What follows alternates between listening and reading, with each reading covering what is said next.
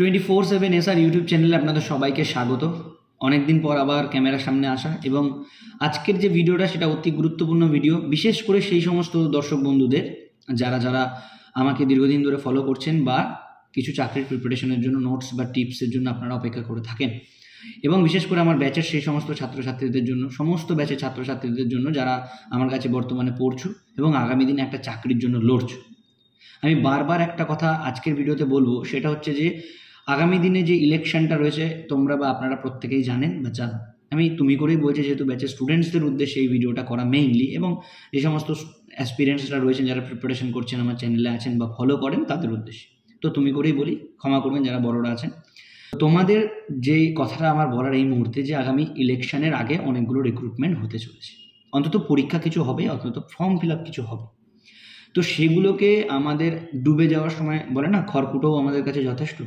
তো এখন আমাদের সেই সময়টা হয়ে গেছে বা সেই সময়টা চলে এসছে যে আমাদের এখন ডুবে যাওয়ার সময়। আর যে কটা রিক্রুটমেন্ট বেরোবে সে কটাই আমাদের খড়কুটো। এক একটা রিক্রুটমেন্ট এক একটা খড়কুটো।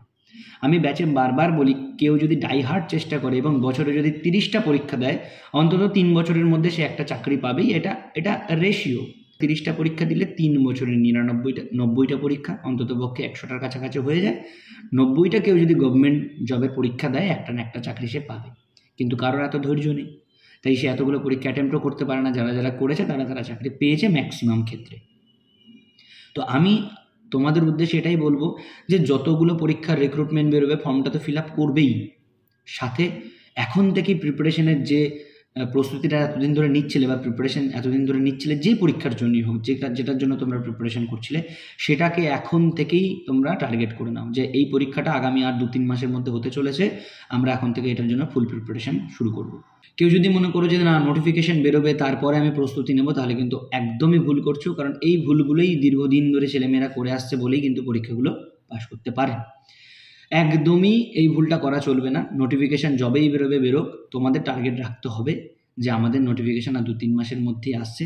আমাদের এখন থেকে একটা রুটিন বা সিলেবাস বা শিডিউল তৈরি করে নিতে হবে আগামী পরীক্ষাটার জন্য। যে পরীক্ষাটার জন্য প্রিপারেশন করছো, হতে পারে WBP, হতে পারে PSC, হতে পারে WBCS, যে পরীক্ষাটার জন্য যারা এতদিন ধরে প্রিপারেশন করছো সেটা টার্গেট করবে। এছাড়া সাইড বাই সাইড যে পরীক্ষাগুলো তোমার এলিজিবিলিটিতে ম্যাচ করছে, সেগুলো তো তোমরা দেবেই। অতএব এখন থেকে একটা টার্গেট ফিক্সড করে নাও এবং এখন থেকে একটা রুটিন তৈরি করে নাও। প্রত্যেক ব্যাচের স্টুডেন্টসের উদ্দেশ্যে বলছি, এখন থেকে সিরিয়াসলি পড়াশোনা করো। দিনে কমপক্ষে 4 থেকে 5 ঘন্টার একটা শিডিউল তৈরি করে নাও।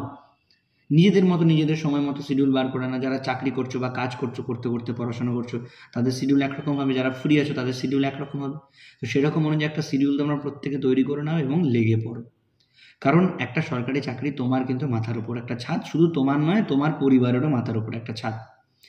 তো আমি বারবার বলছি, বারবার প্রত্যেক ছাত্রছাত্রীর উদ্দেশ্যে বলছি এবং আমার সমস্ত প্রিয় দর্শক বন্ধুদের উদ্দেশ্যে একই কথা বলছি, যদি কোনো এক্সাম টার্গেট করে থাকো সরকারি চাকরির, এবং একটা সরকারি চাকরি তোমার হয়তো লাইফ চেঞ্জ করে দিতে পারে, এমন যদি তুমি ভেবে থাকো, তাহলে ডেফিনেটলি তুমি সেটার জন্য কিন্তু এখন থেকে প্রস্তুত হও। আজকে বিশেষ কিছু বার্তা নেই, ধীরে ধীরে নোট মেটেরিয়ালস আস্তে আস্তে এই চ্যানেলে শেয়ার করব, কিছু ভিডিও আবার প্রোভাইড করব।